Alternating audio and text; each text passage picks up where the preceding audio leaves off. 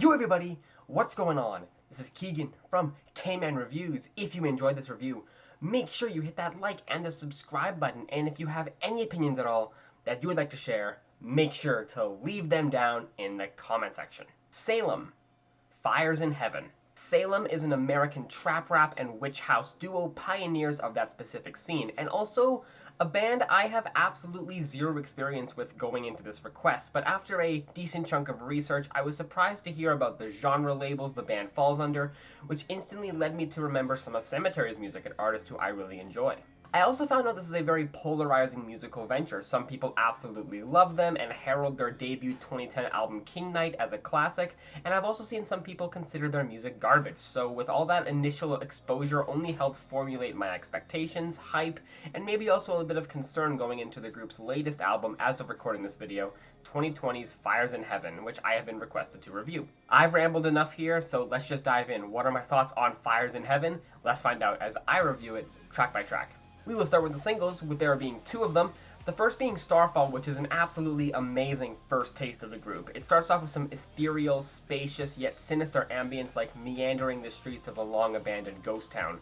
After a few seconds of that, we get this uncanny, chiming synth resonating garishly as the echoed, muted hissing of the hi-hat clearly paints the way for some kind of drop, and when it does come, it blasts hard. The synths are explosive, like an onslaught of fireworks lighting up the midnight sky.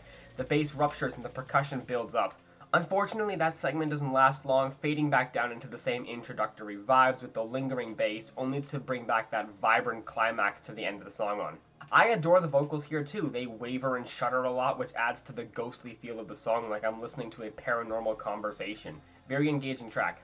And the second and final single, Red River, opens up with this almost distant synthetic waterfall before the sheer griminess of the song kicks in. The rumbling bass undercurrent, the sporadic looming hi-hat, and the pulsating synths. It's such a dirty way to open up the song. But it's so satisfying to hear. Plus the vocals that come in as well. Deep, haunting, foreboding. It's a sludgy, doomy song in all sense of the words. The structure of the track is relatively repetitive, and the vocals for the song die out just after halfway through. Doesn't leave the strongest impression on the record, but I love what it does. Great singles run. Let's see how the rest of the album compares. Now for the rest of the tracks. Opener CAPULET is a gripping introduction to the album, starting off with lush, omnipotent string work, which actually is a direct sample of Dance of the Nights by Prokofiev. You might not know the name, but you've definitely heard it before. Anyway, I love how well the sample is utilized when it's paired with the thunderous marching of bass and deep, crushing vocal delivery. It doesn't really go anywhere aside from gradually building up in accordance with Dance of the Nights, which is gorgeous as well. It's not even 2 minutes long, but it's a memorable and amazing way to kick off the record. The title track, Fires in Heaven, starts off with this incredible ambience that sounds like I'm walking through a brumous, desolate forest with no end in sight. It's very haunting, and I love how quickly it is to get suckered into that vibe. The track evolves with slow pounding bass and eerie snaps, only to introduce more overwhelming blasted synths, frenetic hi-hat shaking.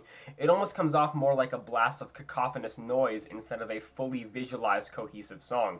The vocals are mixed so low and feel so raspy and despondent, it's next to impossible to even make out what's being said. Yet despite all that, there's just something about it I keep coming back to. It's a very magnetizing listen, and I personally really enjoy it. Crisis kicks off with a repeated vocal line, gradually getting more and more distorted that seemingly just cuts out after only a few seconds, forcing the listener into the actual song. And this one comes off more like a traditional song, unlike the title track. Every element in the mix here seems to work individually instead of just homogenizing together into a smorgasbord of sound. The striking density of the hi-hat, the rumbling bass, the vocals here are also extremely clear, as the lyrics seem to tell the story of trying to forget this partner, outright attempting to reject any emotional cognizance.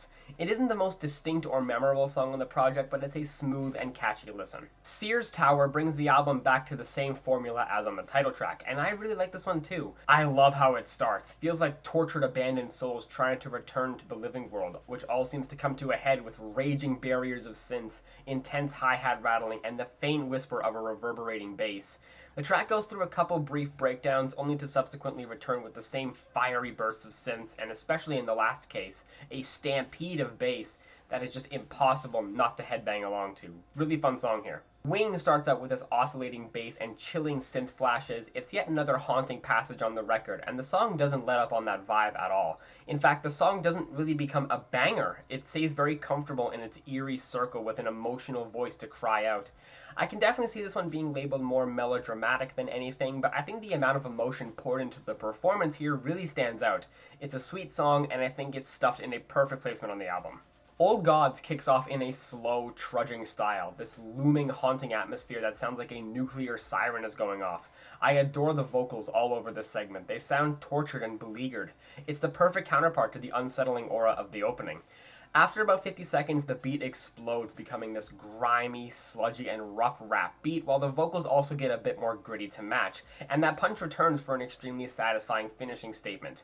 It may not have the most substance, but I love the vibe it exudes. Great track. Braids is a 1 minute and 22-second instrumental interlude that plays some deep, eerie ambience, quivering windy synths, some even sounding more celestial than haunting. But other than that, I don't really think this contributes much to the album. You'd be better off just skipping it. Die With Me seems to be the one track here that people kind of write off. It's not the best, and I'm in complete agreement with those statements. It's certainly not the best on the record. The track just moves so slow and hardly punches above its own weight. The ambience is probably my favorite part, especially near the latter half of the track with the hissing echoed synth paired with a glum foundation, but the bass is so frail, bordering on non-existent, and the snail-paced hi-hat feel especially soulless on this one. The vocals fit the vibe of the song though. They're quiet, they're mostly mumbled, and rarely stand out over the said vibe. To me, the song just fails to really resonate as sharp as the rest of the album. Even Red River, which has a very similar tempo, at least it has more fire, but the energy here is just too plodding to be memorable. And finally, the closer, Not Much of a Life, much like Old Gods, isn't the most substantial song and doesn't really fit the bill of a closer. The only thing that might convince me otherwise is how the vocals are done. They sound a bit vintage, like a closing number to an old-fashioned movie. The piano included sparingly in the beat is a nice emotional touch, but that feeling is overpowered by the crackly pound of the snare and hi-hat.